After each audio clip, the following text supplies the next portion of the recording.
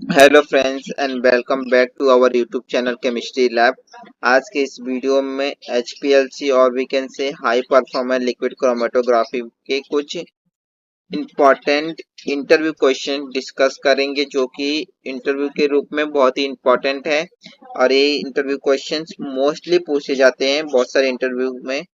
So start करते हैं। हमारा फर्स्ट क्वेश्चन,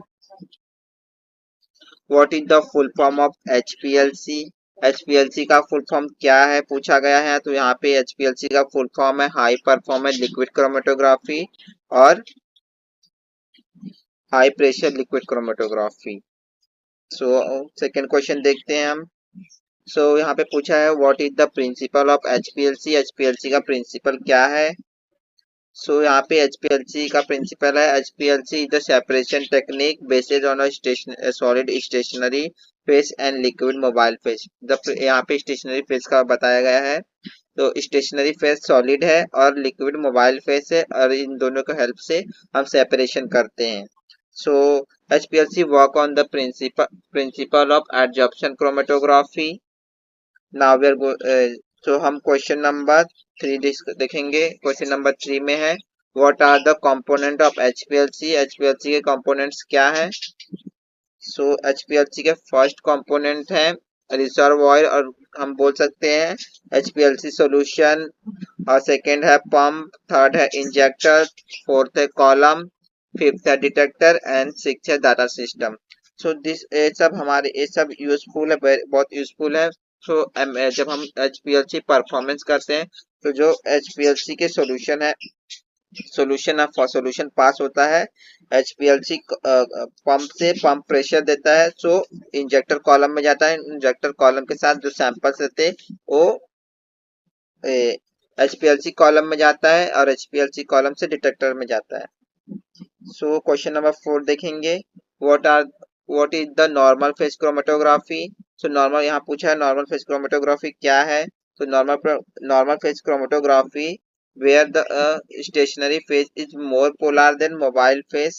यहाँ पे स्टेशनरी फेज है जो मोर पोलर है as compared to mobile phase, तो इसे नॉर्मल फेज क्रोमेटोग्राफी कहते हैं।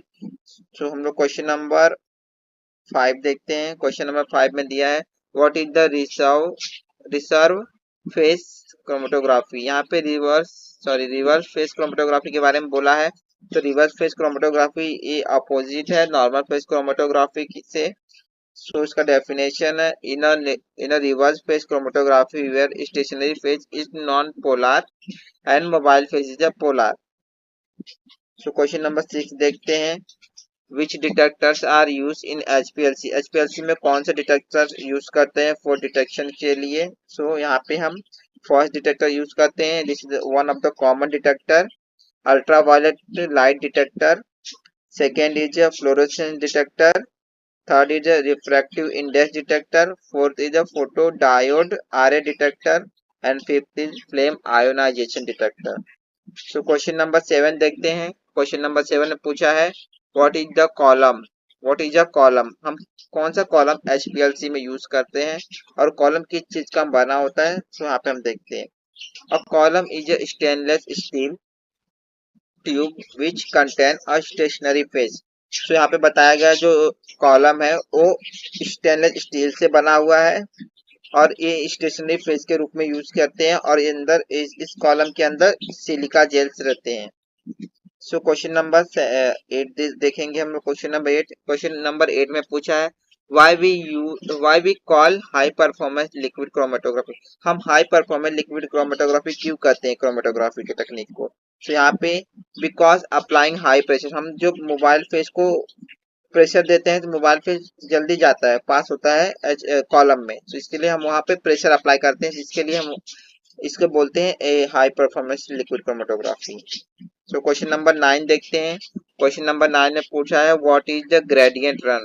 ग्रेडियंट रन के बारे में पूछा है। तो ग्रेडियंट रन है the mobile phase composition arrive over run time. Question number 10 देखते हैं।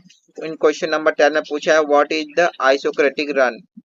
आइसोक्रेटिक run is the here mobile phase remain same through out the run. जब सैंपल रन होता है तो जो मोबाइल फेज सेम रहेगा, मोबाइल फेज में कोई चेंजेस नहीं होगा, उसको हम लोग आइसोक्रेटिक रन बोलते हैं। क्वेश्चन नंबर 11 देखेंगे। क्वेश्चन नंबर 11 में पूछा है what is the retention time. So here retention time is the time between injection and the appearance of the peak maxima. So question number 12 देखते हैं। क्वेश्चन नंबर 12 में पूछा है which standard we use for HPLC calibration।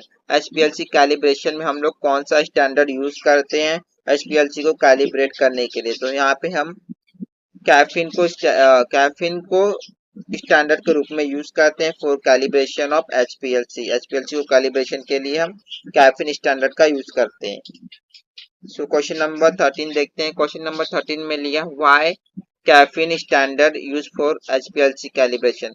सो हम caffeine को क्यों standard के रूप में यूज करते हैं फॉर कैलिब्रेशन ऑफ HPLC और किस लिए यूज करते हैं, क्या है खास जो हम लोग कैफीन ही यूज करते हैं। सो यहाँ पे कैफीन के कुछ प्रॉपर्टीज है। It is very stable, high durable, highly available. It show 2 maxima and 1 minima at 205, 273 and 245 nanometer.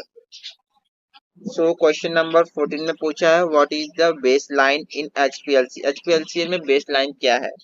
So यहाँ पे baseline is the detector response to mobile phase। यहाँ पे जो baseline है वो represent करता है mobile phase को, मोबाइल फेज के डिटेक्शन को। सो यहाँ पे जो ब्लू कलर के लाइंस डॉट डॉट लाइंस है वो HPLC बेस लाइंस हैं एंड जो पीक्स हैं वो ऑब्जर्व सिग्नल्स हैं। सो क्वेश्चन नंबर 15 देखेंगे। क्वेश्चन नंबर 15 में पूछा what is the guard column और why we use guard column. Guard column हम क्यों यूज करते हैं HPLC में। सो गार्ड कॉलम मोस्टली हम यूज करते हैं प्रोटेक्शन के लिए, कॉलम को फ्रॉम कंटामिनेशन होने से हम एक गार्ड कॉलम प्रोटेक्ट करता है। सो ये जो डायग्राम और जो इमेज दिख रहा है वो रिप्रेजेंटेशन है गार्ड कॉलम का। सो क्वेश्चन नंबर 16 देखते हैं। इन क्वेश्चन नंबर 16 में क्या दिया है what is the difference between stationary and mobile phase. Stationary phase और मोबाइल फेज में क्या डिफरेंस यहाँ पे बोला गया है। सो क्वेश्चन इसका answer stationary phase does not move with sample it stick in the column while mobile phase is move with sample through the column। यहाँ पे बोला गया स्टेशनरी फेज अपने प्लेस को नहीं चेंज करेगा और वो कंटिन्यू एक ही जगह पे रहेगा और मोबाइल फेज जो है वो सैंपल के साथ मूव करेगा। सो क्वेश्चन नंबर 17 देखते हैं। क्वेश्चन नंबर 17 देखते हैं। क्वेश्चन नंबर 17 में क्या दिया है why buffer solution is use in mobile phase. हम बफर सोल्यूशन का यूज करते हैं, हम सब जानते हैं कि बफर सोल्यूशन का यूज करते हैं पीएच मेंटेन करने के लिए और buffer resist change in pH. So question number 18 देखते हैं। क्वेश्चन नंबर 18 में दिया what is the difference between C8 and C18 column. C8 and C18 column में क्या डिफरेंस है। तो यहाँ पे जो C8 कॉलम है इसमें 8 कार्बन एटम है और C18 कार्बन में 18 कार्बन एटम है। C18 carbon is more hydrophobic than C8 and the retention time of C18 column is longer retention time and then as compared to C8 column। जो यहाँ पे दिया है बताया गया है कि C18 column जो है वो more hydrophobic है और इसका retention time ज्यादा है as compared to C8 column। Thank you guys for watching this video।